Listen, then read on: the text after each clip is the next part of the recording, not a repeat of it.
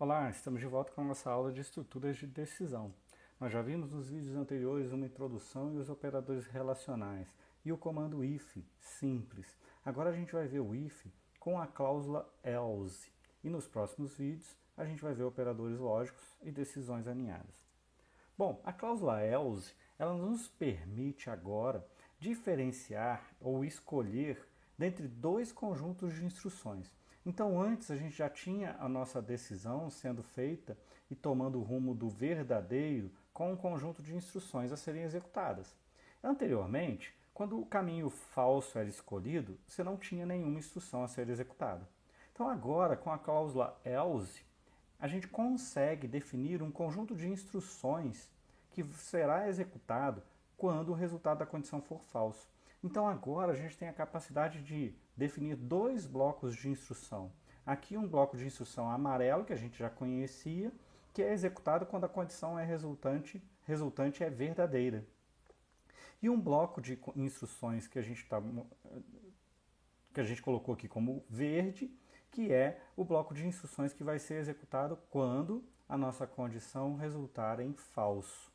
O restante continua com o mesmo funcionamento. E aí, o que a gente inclui na nossa estrutura, anteriormente conhecida, do if, condição, dois pontos, conjunto de instruções indentada, é a utilização dessa cláusula else logo após o conjunto de instruções da condição verdadeira, que a gente já fazia antes, né? A gente já tinha esse bloco amarelo antes na nossa instrução if. Então a gente acrescentou aqui a instrução else.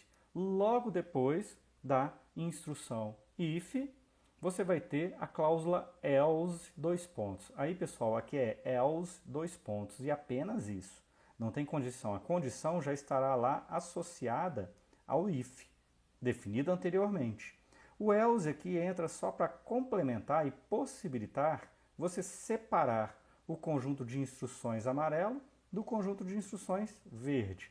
Esse amarelo e verde só existe aqui na nossa representação dos slides de aula. Ok? Lá no Tony você não vai ver isso.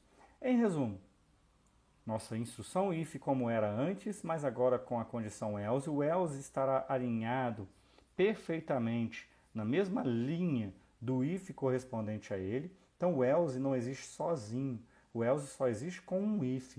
Então você vai poder ter essa sequência, if, condição, dois pontos, um conjunto de instruções indentadas, o else na mesma linha do seu if e o conjunto de instruções também indentadas em relação ao else, com a mesma separação, divisão das instruções amarelas, você vai ter as instruções verde, indicando que tudo que está abaixo do else é o caminho falso.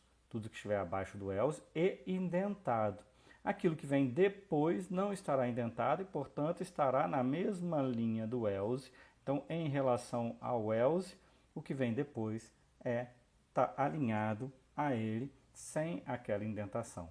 Então, isso nos permite, essa estrutura nos permite, então, agora, determinar se eu vou executar um conjunto de instruções ou outro conjunto de instruções, e a gente vai ver como utilizar isso em um segundo exercício. Na verdade, é o nosso exercício 1, mas agora a gente vai resolvê-lo usando o else.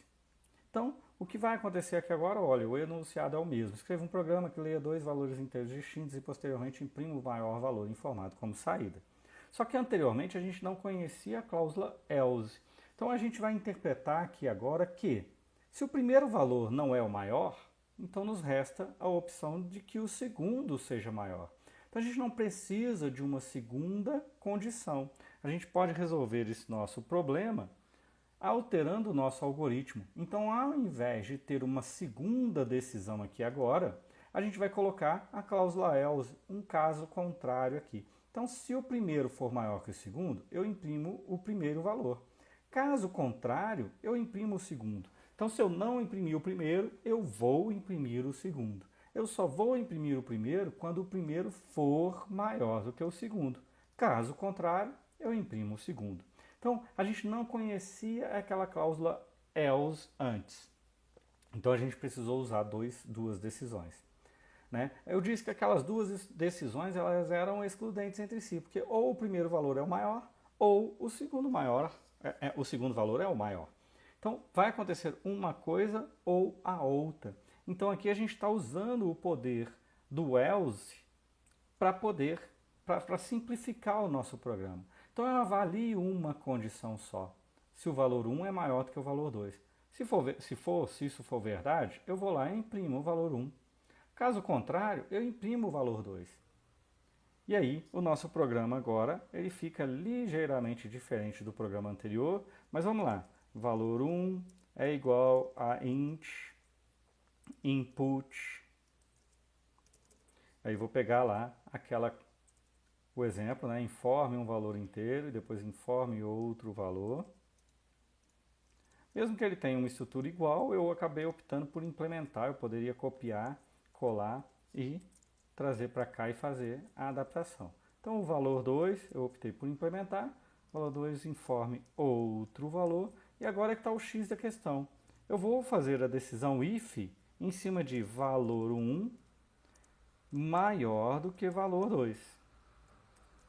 Nesse caso, eu imprimo que uma f-string que o maior valor é o valor 1.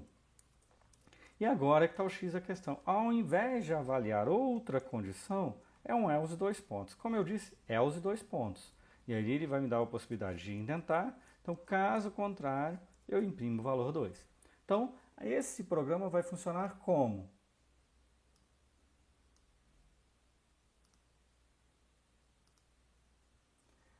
Peço o primeiro valor, que é o primeiro exemplo nosso lá é o 10. Peço o segundo valor, 15. E agora, vejam, eu tenho uma única decisão só, que vai determinar se eu faço o print do valor 1 ou se eu faço o print do valor 2. Isso já nos leva a uma situação. Ele vai fazer uma coisa ou outra. Então, ele vai fazer um dos dois prints. Né? Então, vamos lá. O valor 1, ele é maior? Valor 10, 15 é maior? 10 é maior que 15? Não. Então, no caso não, ele vai fazer o seguinte, ele vai lá para dentro do else. Ele está escolhendo aquele caminho verde, dentro da nossa representação nos slides. Então, ele foi pelo caminho verde que imprime o valor 2. O maior valor é 15, como a gente esperava. Agora, se eu inverter, agora eu vou informar 15 e 10. Então agora, olha lá, a decisão vai ser executada. A decisão é composta pelo if e else e pelos dois blocos de comandos, diferente do que acontecia antes. Eram dois ifs, um após o outro. Então eu substituí duas decisões, uma após a outra, por uma única decisão que vai ter um comportamento igual ou parecido. Então agora ele vai avaliar, valor 1 é 15, valor 2 é 10. 15 é maior do que 10? Sim. Então quando o valor é true, o resultado é true, ele entra pela condição do if, ele entra pelo bloco amarelo lá na nossa representação, lá no slide. Então ele vai entrar aqui aquilo que está abaixo do if e antes do else. Então ele vai imprimir. Ah, professor, pode ter mais coisa aqui? Sim. Se eu precisar fazer mais coisa, quando essa condição for verdadeira, eu vou ter mais instruções aqui indentadas também. Nesse caso é só imprimir o valor. Então ele imprimiu que o valor é 15, como nós esperávamos. Retomando aqui, então, a gente já viu, né, o algoritmo, a gente já viu o fluxograma. Vejam, o fluxograma mudou, simplificou, ele está mais simples, menor, né, mais compacto e implementar foi mais tranquilo, foi mais fácil também, porque eu não precisei definir essa estrutura duas vezes e não precisei adaptar essa condição. Então, ou é isso aqui, ou é aquilo, ou caso contrário. Então, quando eu tiver essa situação em que eu imprima um ou outro valor, eu posso usar o if e o f, ou o if e o else, né? Ou se eu tiver qualquer outra lógica que não seja imprimir, que seja fazer alguma coisa ou outra coisa. Então, aqui a gente recai sobre aquela mesma situação, né? E se os valores forem iguais? A gente tem a mesma situação aqui, né? Considerando que o enunciado não leva isso em consideração, a gente não vai precisar se preocupar. Mas é bom, é importante a gente entender o que vai acontecer nessa situação. O que aconteceria nessa situação? Então, se eu fornecer aqui 10 e 10, agora o meu programa tem um comportamento diferente. No exercício anterior, quando a gente resolveu sem o else, o que aconteceu? A gente não imprimia nada nessa situação, porque ele entrava aqui, avaliava o if do valor 1 maior que o valor 2, não entrava. Ele avaliava o if do valor 2 maior que o valor 1, não entrava. Aqui agora é diferente, o comportamento do if e else é diferente. Ou ele vai entrar pelo if ou ele vai entrar pelo else. Uma das duas coisas terá que acontecer. Então aqui ele vai avaliar, o valor 1 é maior do que o valor 2? Não. Então false, ele entra pelo else e ele imprime. Então ele imprime que o maior valor é 10. Entre 10 e 10, o maior valor é 10. Ele não está propriamente falando uma mentira, então o programa não está errado. A verdade é que lá no enunciado, a gente, pela forma como ele foi elaborado, a gente não precisa preocupar com o valor igual e a gente não precisa considerar que essa situação aqui vai acontecer.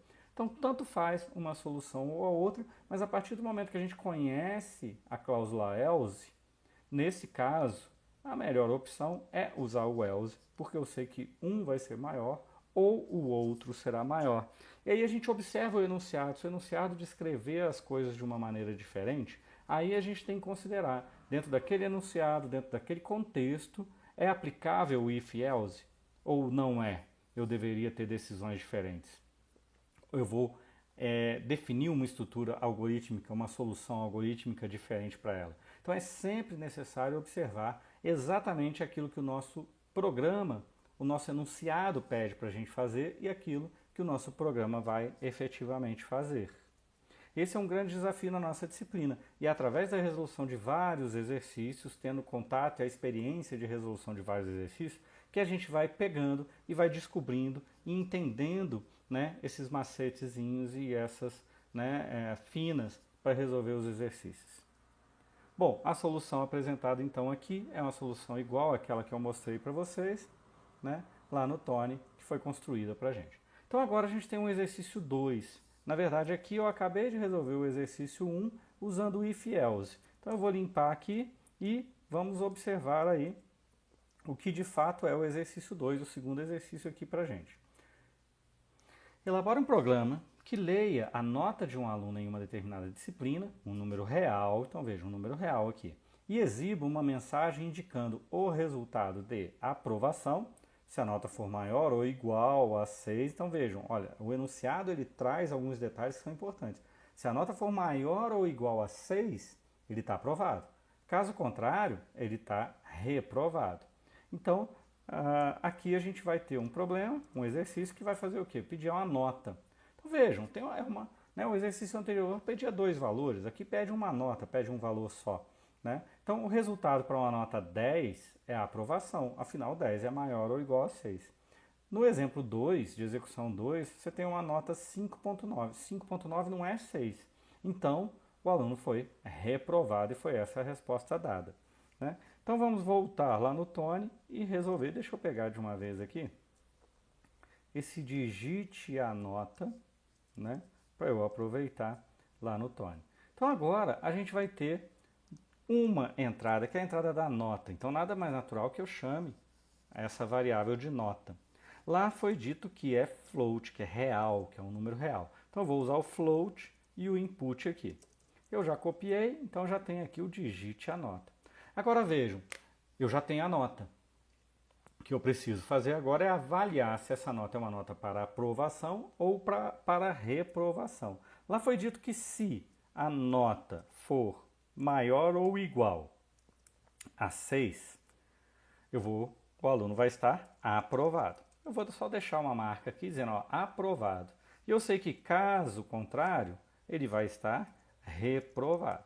Então vejam que ao digitar o if, nota maior ou igual a 6, 2 pontos, ao apertar Enter, ele já me trouxe aqui para uma posição de indentação. Quando eu digitei o else e apertei Enter, ele também já me deixou numa posição de indentação.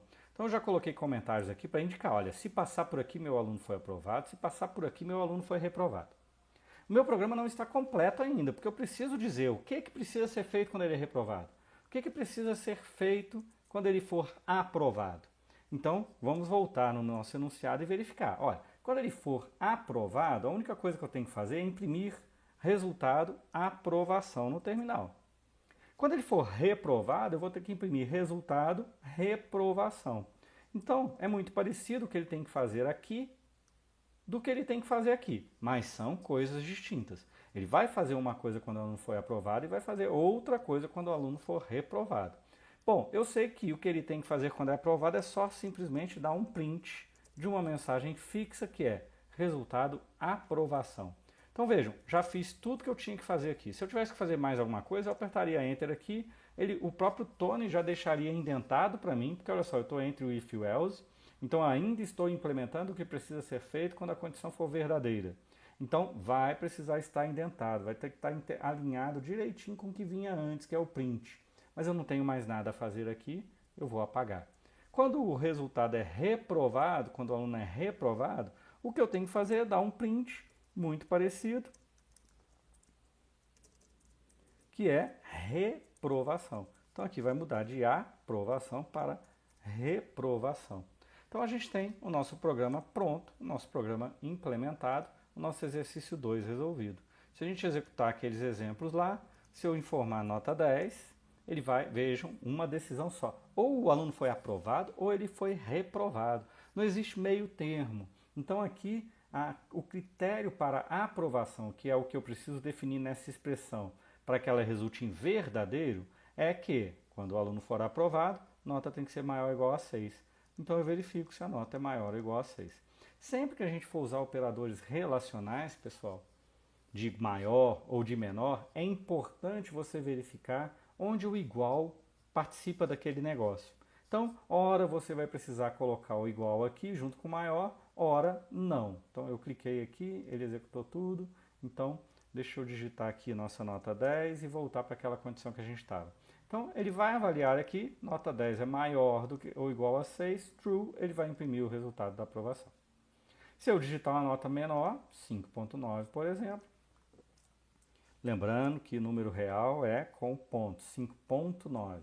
Então, ele vai avaliar aqui se a nota é maior do que 6, 5.9 é maior ou igual a 6? Não. Então, ele vai entrar por aqui e vai imprimir que o aluno é reprovado. Então, no if e else não tem jeito. Ele ou entra pelo if ou ele entra pelo else, um dos dois vai ser sempre executado, né? A gente não tem aquela opção de não executar nenhum dos dois. Né? Para que isso aconteça, a gente tem que mudar nosso algoritmo, mudar a estrutura dos comandos para poder adequar a uma situação diferente dessa. Aqui é o nosso resultado, né? Aqui ele até fez diferente, veja, ele criou uma variável para armazenar o resultado. Isso é interessante. Por quê? A nossa decisão só determina o resultado. Vejam que depois o print ele é muito parecido e ele tem uma parte que é comum aos dois. Então aqui ele não replicou essa parte da mensagem. Então aqui eu tive que replicar, eu fiz isso aqui 2 vezes. Aqui ele adotou uma estratégia diferente. Ele criou uma variável com aquilo que é diferente de uma decisão para outra, né? De uma situação para outra. Então a situação do aprovação só muda um pedaço da minha mensagem. Então ele criou uma variável para armazenar esse pedaço que é diferente entre a nota ser maior ou igual a 6 ou ela não ser maior ou igual a 6, e depois ele gerou uma saída padrão, onde tudo que é igual foi definido uma vez só, e aquilo que é diferente foi definido a partir da variável que foi criada.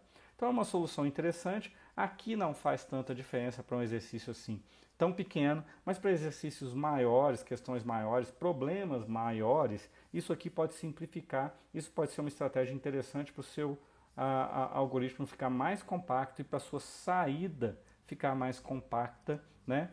Agregando tudo aquilo que é comum sempre a todos em uma única vez, sendo feito uma única vez. Bom, isso encerra a nossa cláusula else, nosso terceiro tópico aqui de estruturas de decisão. Até mais ver.